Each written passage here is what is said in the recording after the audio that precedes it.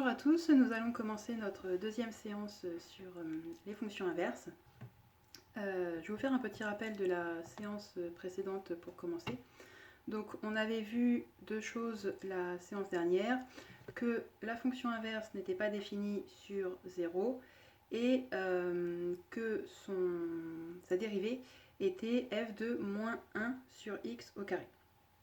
On avait également vu la forme de la fonction inverse et qu'on appelait ça une hyperbole, et également qu'elle avait un centre de symétrie à son origine au niveau du repère.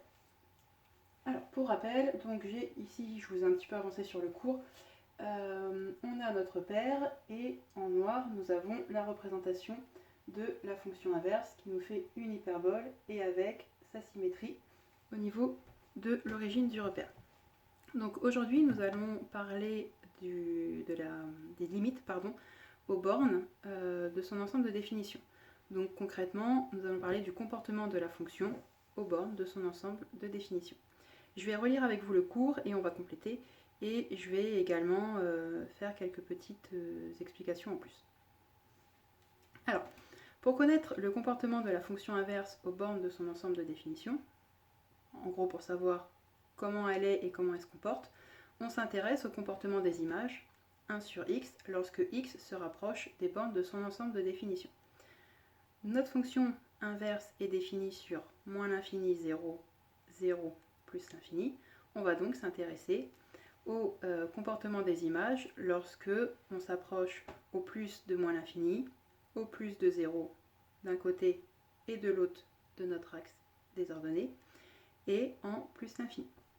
Alors, au niveau des propriétés, je vais vous les lire et on va les compléter et je vais vous montrer le schéma qui est derrière.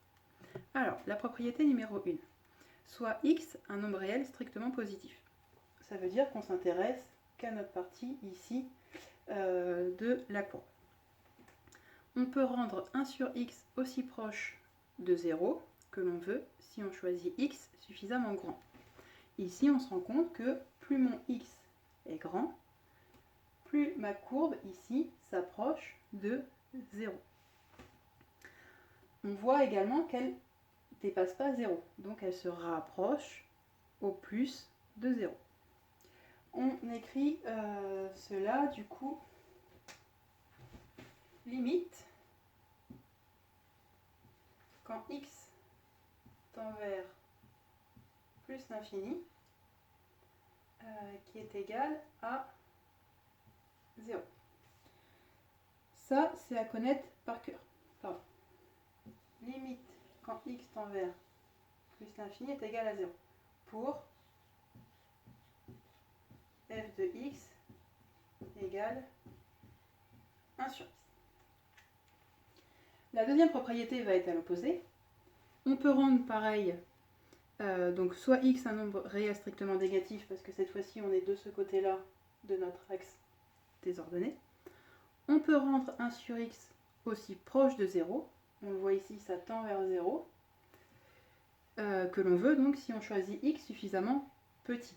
Là je suis sur des x positifs, donc ils sont grands. Là je suis sur des x négatifs, ils sont de plus en plus petits.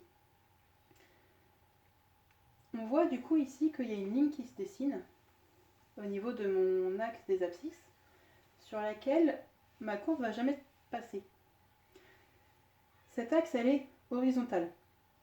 On appelle cela du coup une asymptote horizontale. C'est la conséquence graphique que l'on a notée. Alors juste ici, pour ne pas oublier, donc ça on dit que limite quand x tend vers moins l'infini est égal à 0. Du coup, la conséquence graphique. L'axe des abscisses, donc l'axe qui est ici, est une asymptote horizontale à l'hyperbole, donc à la courbe représentative de la fonction inverse, en moins l'infini et en plus l'infini. En effet, la fonction f se rapproche de plus en plus de l'axe des abscisses. Voilà, c'est la définition même d'une asymptote. Propriétés 3 et 4. Cette fois-ci, on va s'intéresser au comportement quand on se rapproche le plus possible de l'axe des ordonnées et donc de 0. Si je lis les propriétés, j'ai soit x un nombre réel strictement positif, on s'intéresse à ce côté ici de la courbe, on peut rendre 1 sur x aussi grand que l'on veut si on choisit x suffisamment proche de 0 en restant positif. Notre 0 ne peut pas être une valeur qui est prise par 1 sur x, et donc on ne peut pas, si on coupe et qu'on passe de l'autre côté, on voit qu'on change complètement de représentation. Donc en restant ici, plus je vais vers le 0, plus ma courbe ici monte vers les infinis. On note cela, limite quand x tend vers 0, qui est égal à plus l'infini. Alors, on peut rajouter une petite nuance. Mon 0 ici, il va être comment? On va tendre vers 0 sans jamais le prendre, et on tend vers 0 du côté positif de la courbe. Donc je peux mettre 0 plus. Ça veut dire que je tends vers 0, mais en restant du côté positif. Ensuite, à l'inverse, si je prends le cas en bas vers les moins infinis, donc je vais relire la propriété, soit x un nombre réel strictement négatif, on peut rendre 1 sur x aussi petit que l'on veut si on choisit x suffisamment proche de 0 en restant négatif. Ici, plus je m'approche de 0 dans les négatifs, plus ma courbe descend vers moins l'infini. Vous ferez attention, il manque un moins dans la définition de la limite. Ici, la limite quand x tend vers 0 est égale à moins l'infini. On peut rajouter la petite nuance. Ici, j'étais dans les 0 plus. Là, je suis dans la partie négative. Je vais être en 0 moins. J'ai mis quelques valeurs au tableau. Vous allez les calculer et ça va permettre effectivement de se rendre compte de tout ce qu'on vient de dire. Donc, j'ai ma fonction f de x qui est égale à 1 sur x. Là, de ce côté-là, vous allez me calculer f de 100 et f de 1000. Comme ça, on va voir si on se rapproche de plus en plus des 0 quand x augmente. Ici, vous allez me calculer f de 0,1 et f de 0,01. On va voir si on se rapproche de 0, de plus l'infini, pardon, quand f se rapproche ici de 0. Et pareil ici. Donc on va calculer f de moins 100 et f de moins 1000. On va voir si on se rapproche de plus en plus de 0. Et f de moins 0,1 et f de moins 0,01. Et on va voir si on prend, si on tend à se rapprocher ici de moins l'infini, le chiffre de plus en plus grand. Je vous laisse 5 minutes et on regarde ça ensemble. Vous faites pause et on se reprend juste après. Donc nous revoilà ensemble. Alors, je vous ai remis ici les calculs à faire. Donc on avait f de x qui est égal à 1 sur x et on devait calculer f de 100, de 1000, moins 100, moins 1000, 0,1, 0,01 et moins 0,1 et moins 0,01. Alors ici, f de 100 est égal à 0,01, f de 1000 est égal à 0,001. Donc on voit bien que plus x grandit, plus f de x devient petit. Pour rappel également, quand on a calculé f de 100, on n'a pas besoin de recalculer f de moins 100. Il y a une symétrie par rapport à l'origine. J'ai donc exactement les mêmes résultats avec un négatif à la place.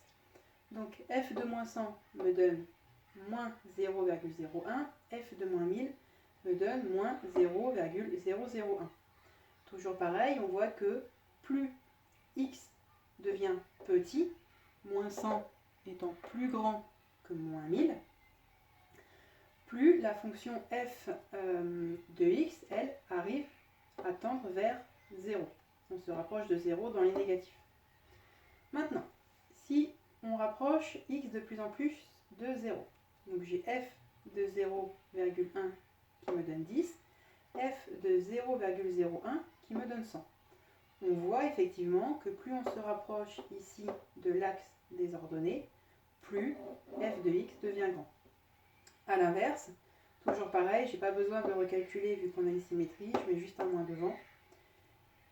Ici, plus x se rapproche de l'axe des ordonnées, mais dans le côté négatif, plus ma fonction f de x devient petite.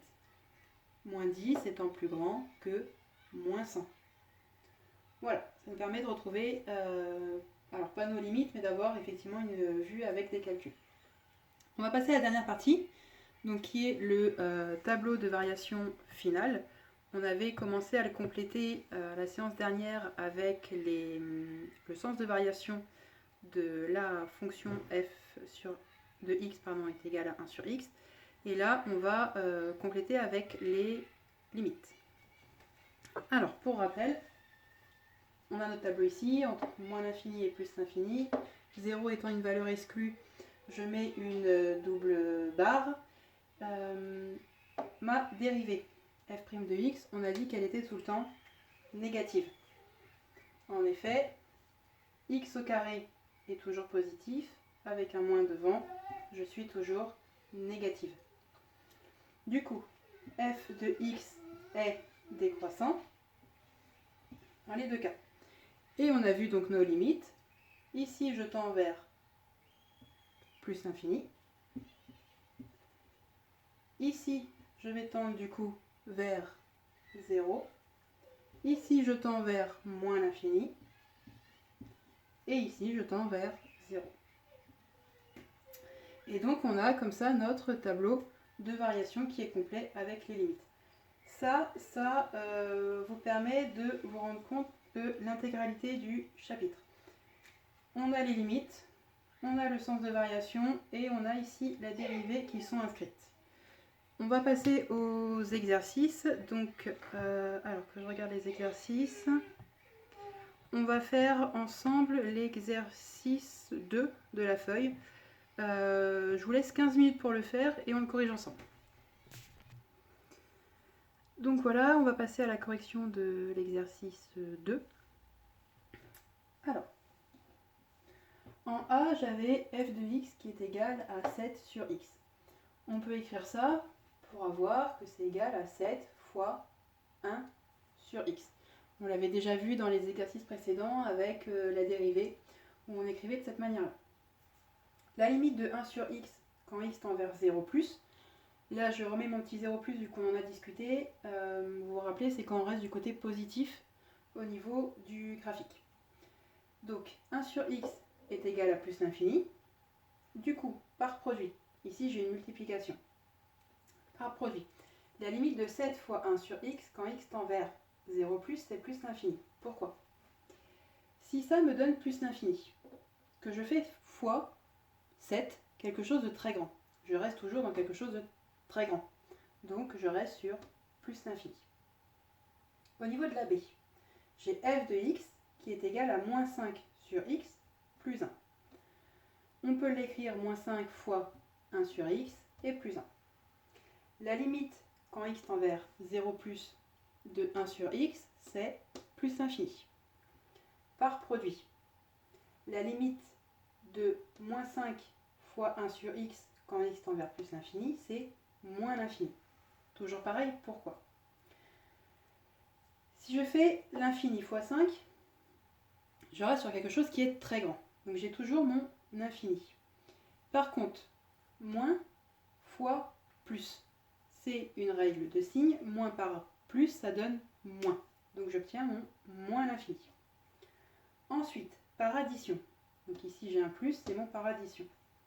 Limite de moins 5 fois 1 sur x plus 1 quand x tend vers 0 est toujours égal à moins l'infini.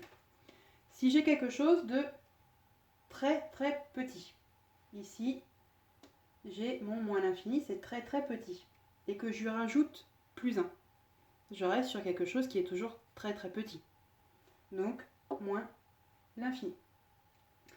Le C, le D et le E sont exactement sur le même principe. De toute façon, vous aurez quasiment que ces cas-là.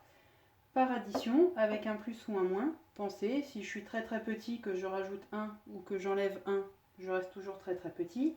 Si je suis très très grand, que j'enlève 1 ou que je rajoute 1, je reste toujours très très très grand. Et ainsi de suite. Alors, ma C. f de x est égal à moins 20 plus 5 sur x. On peut l'écrire moins 20 plus 5 fois 1 sur x. Ma limite est toujours égale à plus l'infini. Ici, ça ne change pas. Par produit, limite de 5 fois 1 sur x quand x tend vers 0 plus. Plus l'infini fois 5 me donne toujours plus l'infini.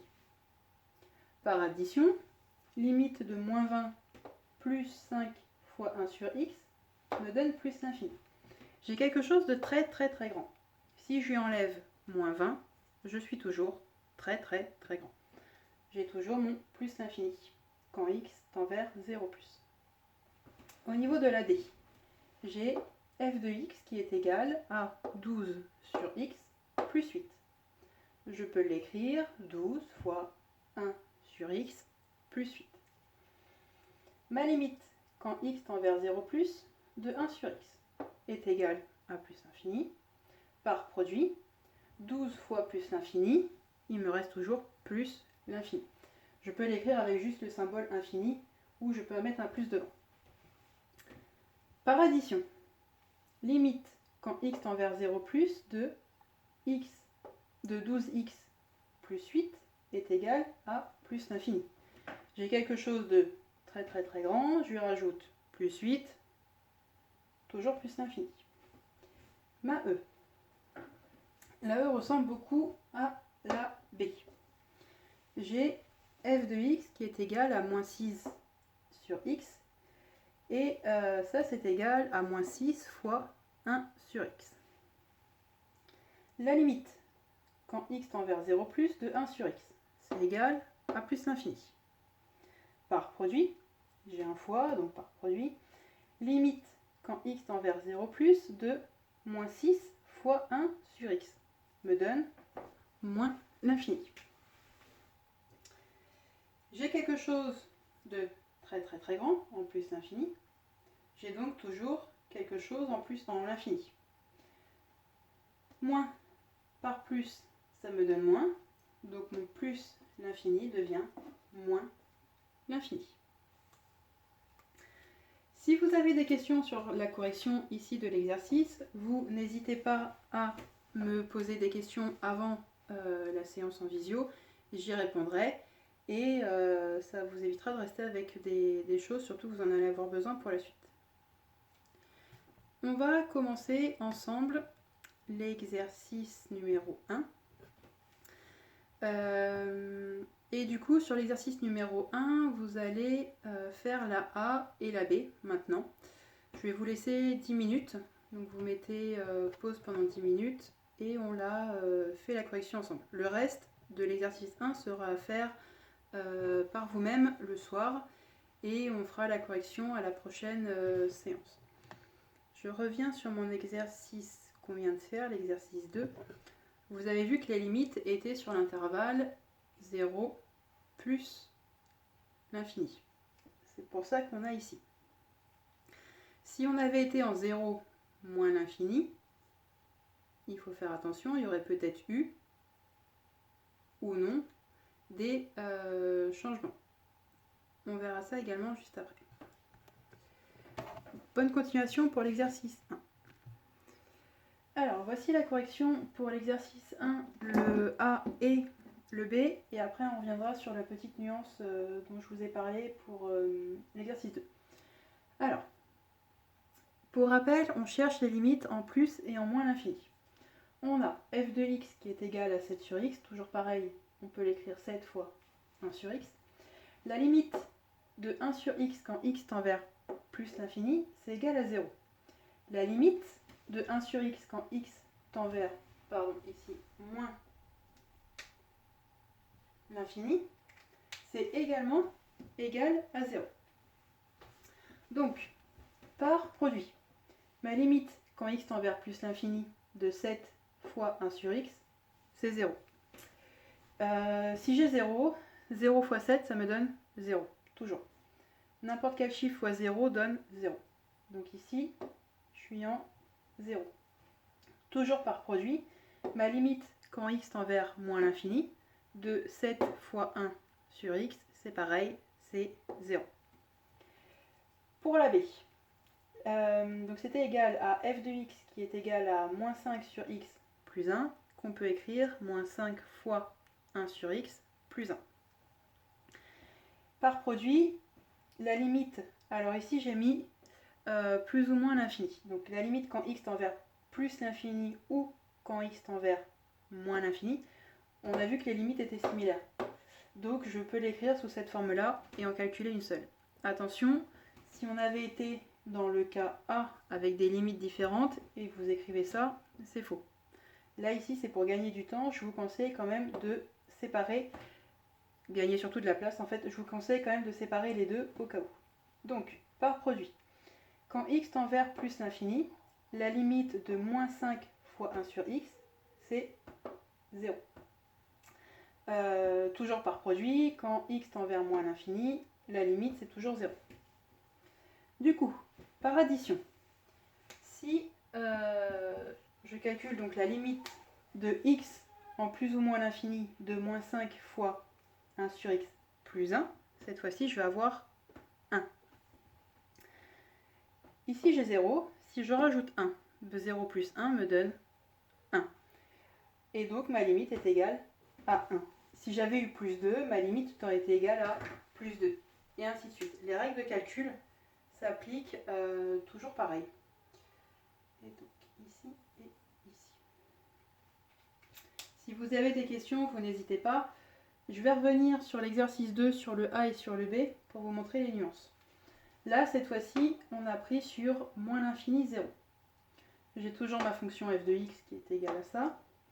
La limite de 1 sur x quand x tend vers 0 moins, du côté négatif de la courbe, c'est égal à moins l'infini.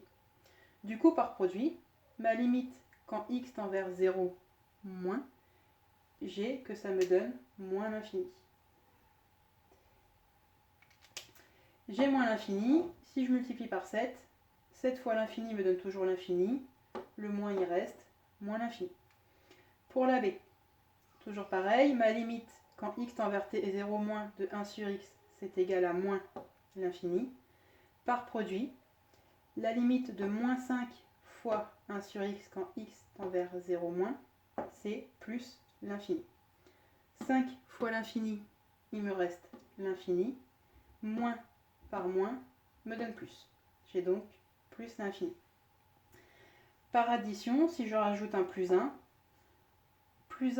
et plus l'infini me donne toujours plus l'infini. Donc voilà, ici ça change en fonction de l'intervalle dans lequel on est. Pour l'exercice 1, vu qu'on est en plus et en moins l'infini uniquement, ça ne change pas sur cette fonction inverse. Je vous demanderai pour la prochaine séance de terminer l'exercice 1, donc de faire le C, le D et le E en plus et en moins l'infini. La prochaine séance sera en visio. On fera l'exercice 6 ensemble. Commencez à le regarder. Et également faites l'exercice 5. On le corrigera. Où je vous donnerai la correction et vous regarderez. Et si vous avez des questions, vous me les posez. Ça, je verrai. Toujours est-il, vous terminez l'exercice 1, vous faites l'exercice 5 et vous lisez au moins l'exercice 6 pour la prochaine fois. Bonne journée à tous!